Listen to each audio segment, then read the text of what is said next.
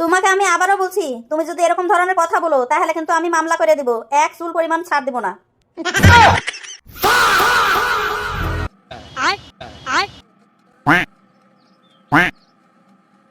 কি ব্যাপার, তোমার আবার কি হলো? খাচ্ছ না কিসের লেগে? মনে হচ্ছে খুব চিন্তা করছো। কিসের এত চিন্তা করছো তুমি? কিছু না, এমনি। কালকে রাতের ঘটনা লিয়া চিন্তা করছো নাকি তুমি? দেখো, কালকের হিসাব কালকেই হয়ে গেছে, ওগুলা লিয়ে এত ভাবো না তো। আমি তো ভাবতে চাহাচ্ছি না গো, কিন্তু ভাব না চলে আসলে আমি কি করব বলো? তার মানে তুমি এখন কিছু বলতে চাও নাকি? আসলে কি জানো, কালকে তোমার সাথে আমার ঝগড়া হলো না, তখন আমি মেন মেন পয়েন্ট গেলা ভুলে গেছিলাম। এখন আমার সেই পয়েন্ট গেলা না মনে হয়েছে। এখন যে তোমাকে আমি কিভাবে বলবো না বুঝতে পারছি না।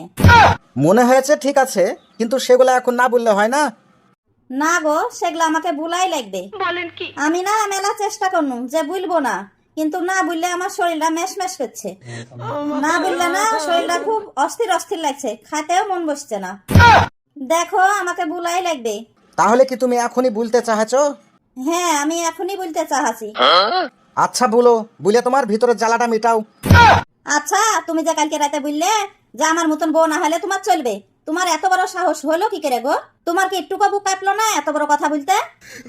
আরে তোমার কপাল ভালো যে আমার মতন এরকম সরল মেয়ে পাইছো বলে তুমি বলতে গেলে।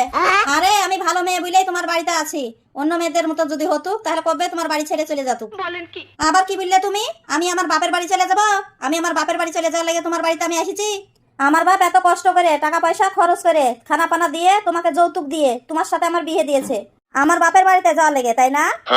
তুমি কি মনে করেছো আমার বাপ এত টাকা পয়সা খরচ করে তোমার সাথে বিয়ে দিয়েছে তুমি বলবা আর অমনি আমি আমার বাপের বাড়ি চলে যাব?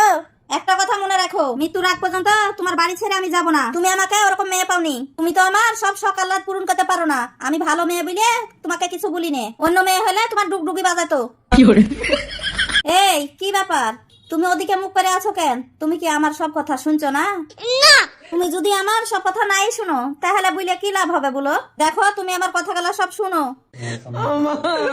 দেখো, আমার বাপ মেলা পরিশ্রম করে টাকা পয়সা জোগাড় করে তোমার সাথে আমার বিয়ে দিয়েছে, আর তুমি আমার অর্ধেক বয়সে আমার বাপের বাড়ি চলে যেতে বলবা আর আমি চলে যাব? খবরদার বলছি, তুমি আর দ্বিতীয়বার এসব কথা মুখে আনবা না, না হলে তোমার একদিন কি আমার একদিন।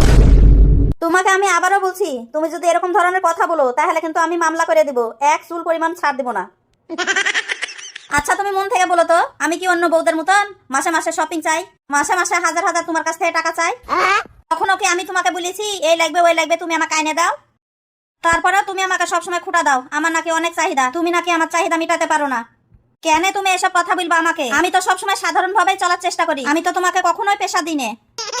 ও, আমার উচিত ছিল অন্য মেয়েদের মতন পেশা দেয়া, তাই না? তাহলে তুমি জব্দ হইতে, তাহলে বুঝতে পারতে অন্য মেয়েরা কেমন।